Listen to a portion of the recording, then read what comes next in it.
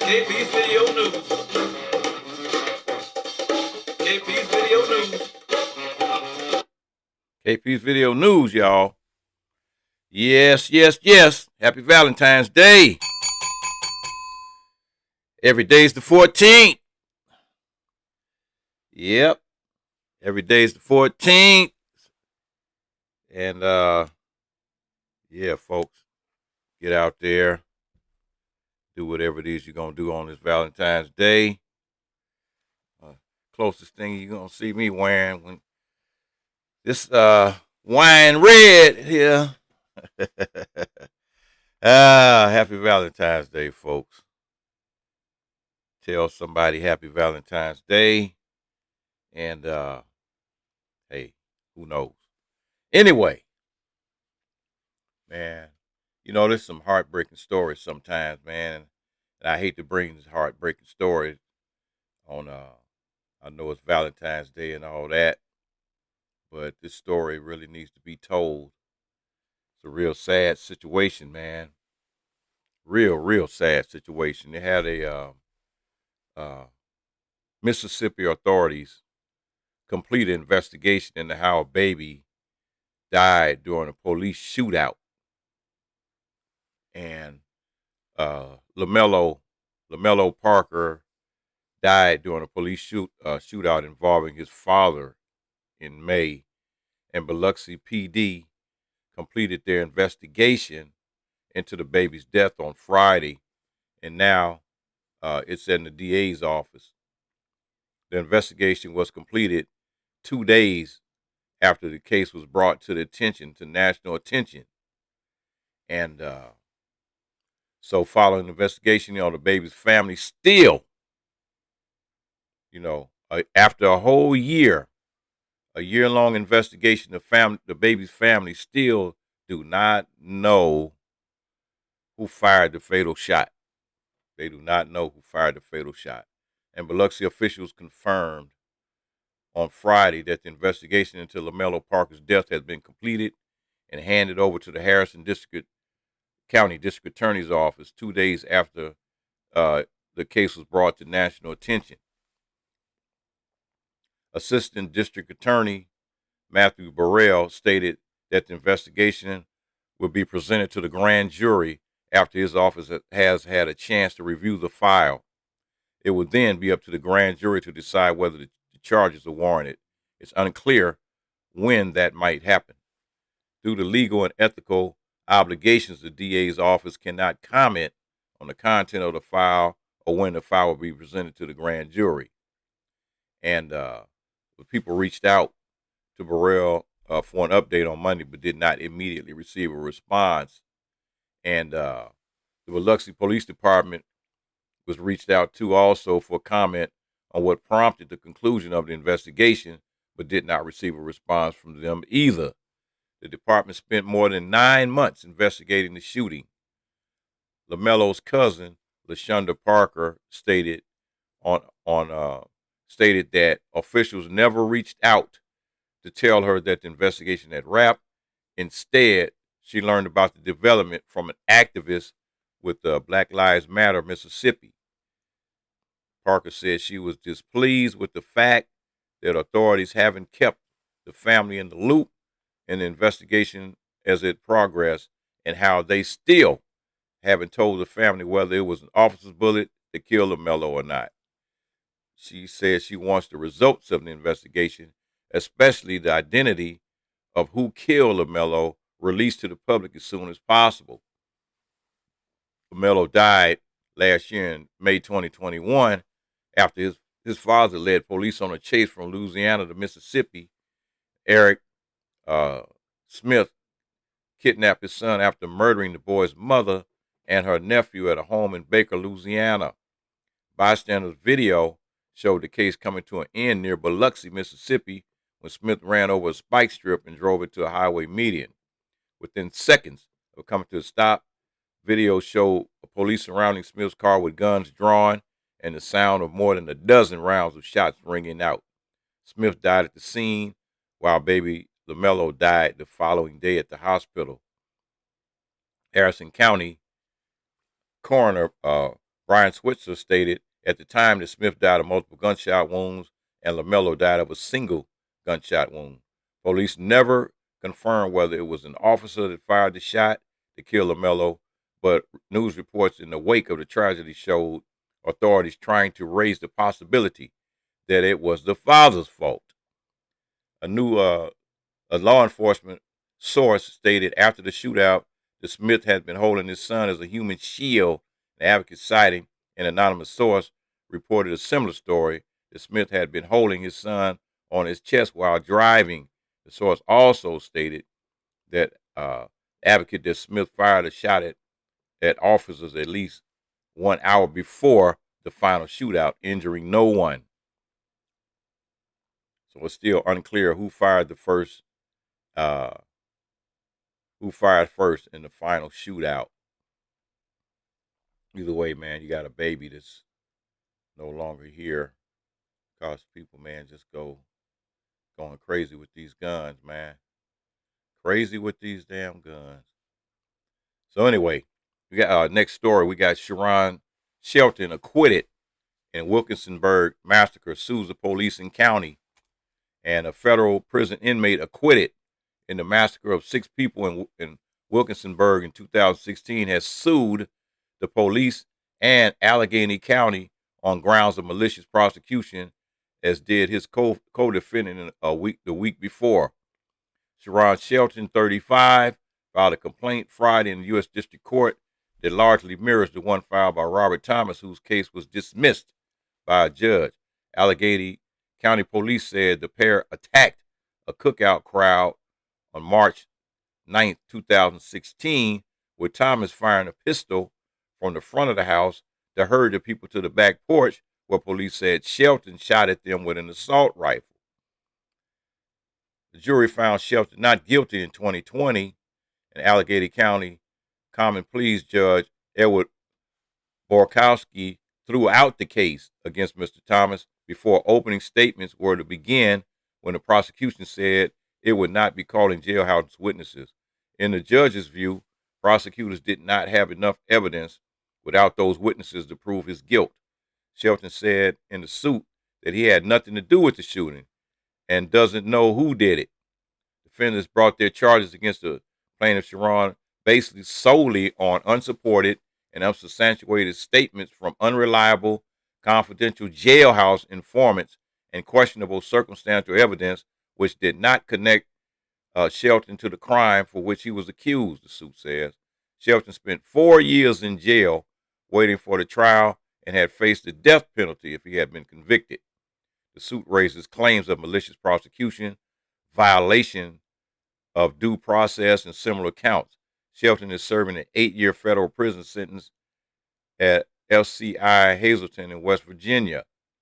Last April, the U.S. District Judge Arthur Schwab imposed that term, which was agreed to by his lawyer and federal prosecutors as part of a plea deal involving illegal weapon.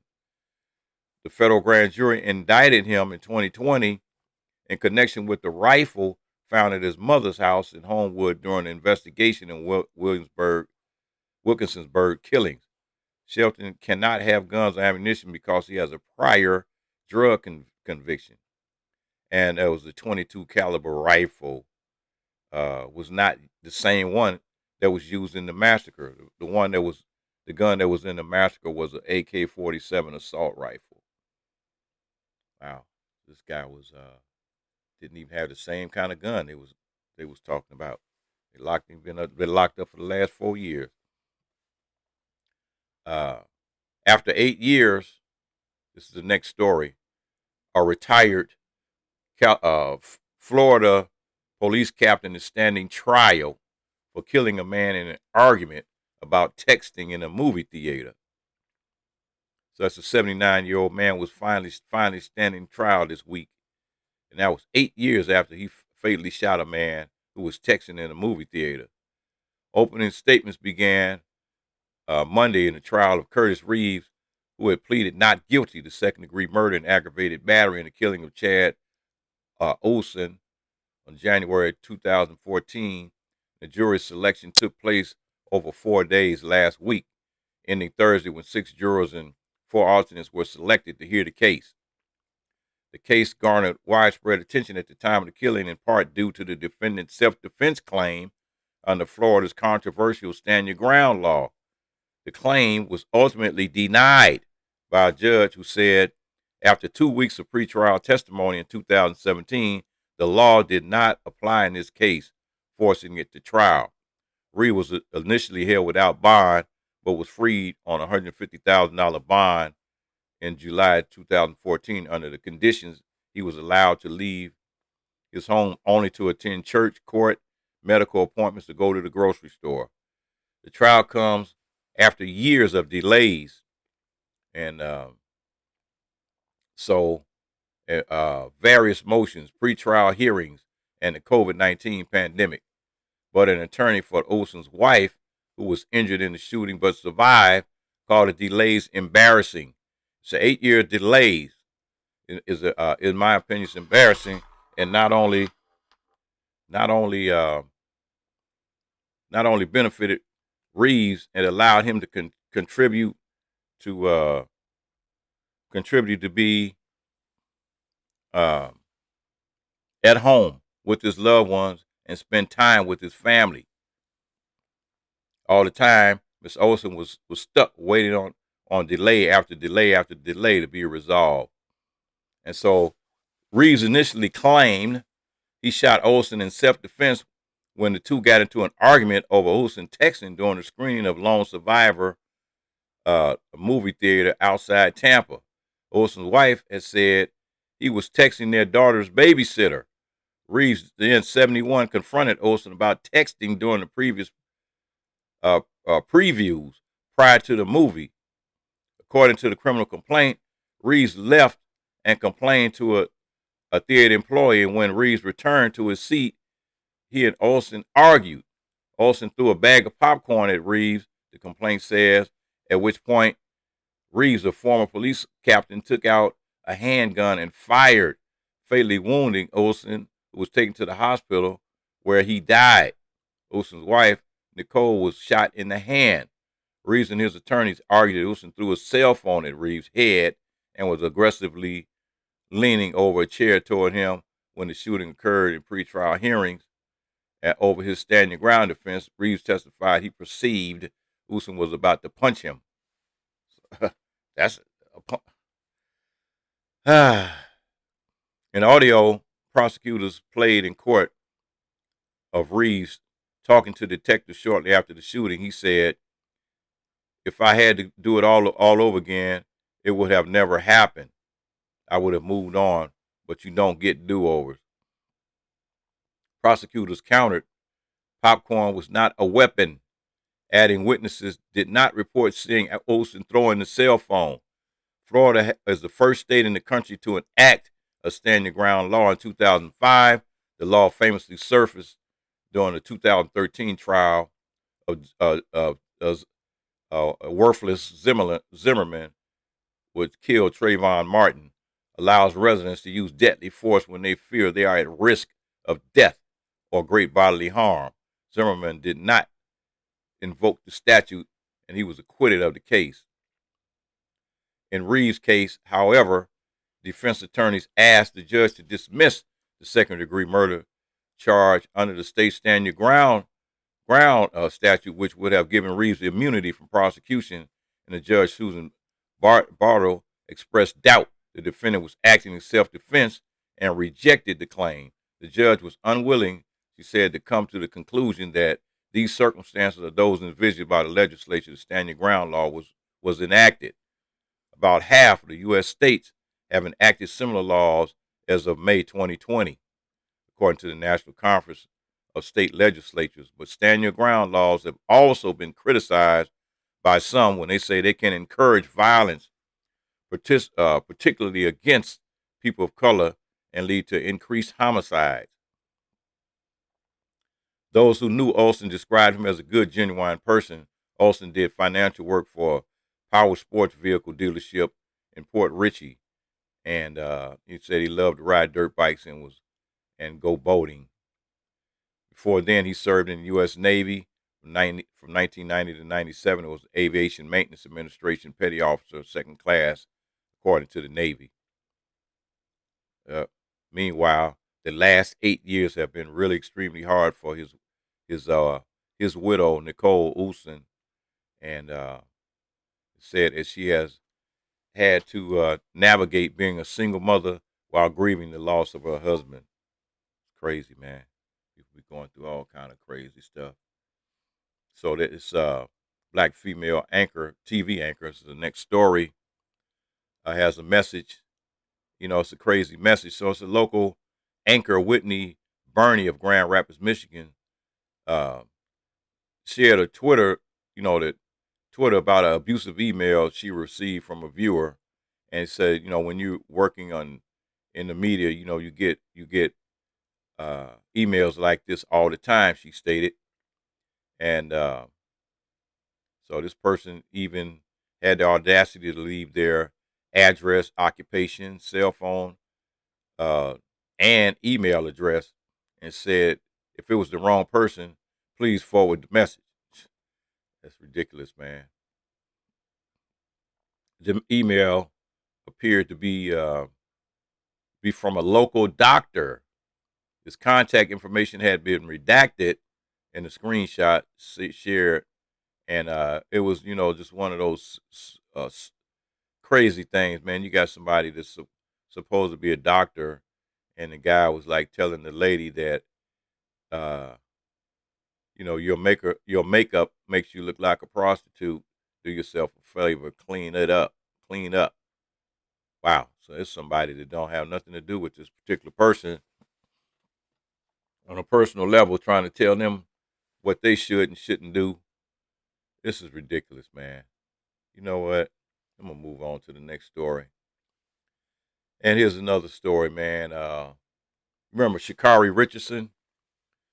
She was the U.S. sprinter that was banned from the Olympics for marijuana use, and she's highly upset now because they have Vilieva.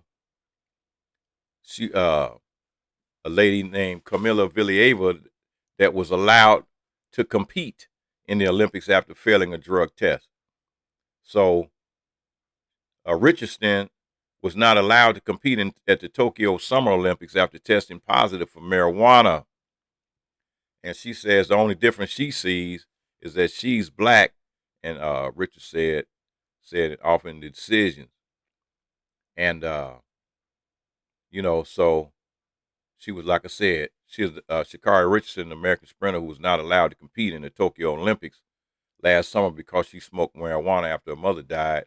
Says race seems to have influenced the decision to allow Camila Vilieva to compete in the Beijing Games after she too failed a drug test. And she says the only difference she sees is that she's a black lady, and after mother's decision concerning Vilieva's participation was announced. Can we get a solid answer on the difference of her situation and mine? She added. And Vilieva tested positive for a banned drug, trimethazidine, a medicine usually used for the treating of angina attacks, but it's also known to improve endurance in athletes. In a December drug test, once news of the failed test surfaced, the Russian was slapped with an immediate suspension from the games. But the Court of Arbitration of Sports (CAS) reversed the decision Monday, paving the way for Vilieva to compete in Tuesday's singles figure skating event. The teenager was favored to win gold, though the IOC announced that she would be ineligible to win a medal until the doping case is closed. Richardson, meanwhile, was barred and banned from competing in the Olympics by the U.S. Anti-Doping Agency after testing positive for THC, the main psychoactive compound in marijuana, at the Olympic trials before the Tokyo Games. And Richard says she used the marijuana upon hearing the death of her mother a few days before the Olympic team trials began. And So, it's one of those situations, man, where you got one person that used marijuana. It was banned from the Olympics. You have another person that used a drug that was what did they say it was? It said this drug was made for angina attacks, but also known to improve endurance in athletes. So we got an endurance enhancing drug on one hand. That person is allowed to participate. Another person that was had marijuana in her system was not allowed to participate. Wow, double standards, man. Double standards. Anyway, got the crazy pillow guy. It's a follow up on that story I did last week about the crazy pillow guy. Uh, and he's all upset and boo hoo hoo. And so he says that it's a coward bank officially shuts down his accounts this week. So, My Pillow CEO Crazy Mike Lindell revealed on Monday that he has been notified that one of his banks will officially close his accounts this week because the institution is upset about his campaign to overturn the 2020 election. Lindell said last month that Minnesota Bank and Trust had threatened to close his accounts. During an appearance on Real America's Voice with Crazy Steve Bannon, Lindell presented a letter that was sent to him by the Minnesota Bank, and he complained that the bank had threatened to take further action if he leaves the account with the negative balance. Lindell said the accounts being closed included Lindell TV and Frank speech platforms used for denying the results of the 2020 election. And the Pillow executive said that the bank executive assured him that they are Republicans, and you're worse than anybody. Lindell said, he called them cowards and criminals, but I call them heroes because you are definitely a zero. I'm not gonna even save this story. I usually save my stories after I do them, but that story is not even worth saving. Yep, Crazy Mike. He said, "Yeah, man, we want you to just take your money out of our bank. Just take it. We don't even want your money." Somebody tell you they don't even want your money in the bank, in their bank, man. That's like they really, really, really believe you have a negative impact on their business. And it's like, hey, can't really blame them. Here this guy is, man, acting a fool, acting a total fool. Yep, out there running around telling all those lies about a perfectly good legal. I'm gonna say this one statement. Joe Biden beat Donald Trump by 8 million votes. 8 million. 8 million. Joe Biden beat Trump in the 2020 election by 8 million votes. Now, they're talking about, it was he stole the election. 8 million now. On the other hand, when George Bush ran against Al Gore, George Bush won that by 500 votes in the state of Florida where his brother was governor. Now, if you talk about somebody stealing an election, that was stealing. You talking about 500, a little over 500 votes. And that right there was a stolen election. Now, when you talking about 8 million votes, you lost by 8 million votes. Sit down, man. You lost. Sit down. Stop crying. You lost. Just go ahead on and fly your plane on over there to Cuba or Russia over there with Putin, man, and just get on out of here with that foolishness. You lost by 8 million votes. You lost by 8 million votes. Have a good one. Happy Valentine's Day.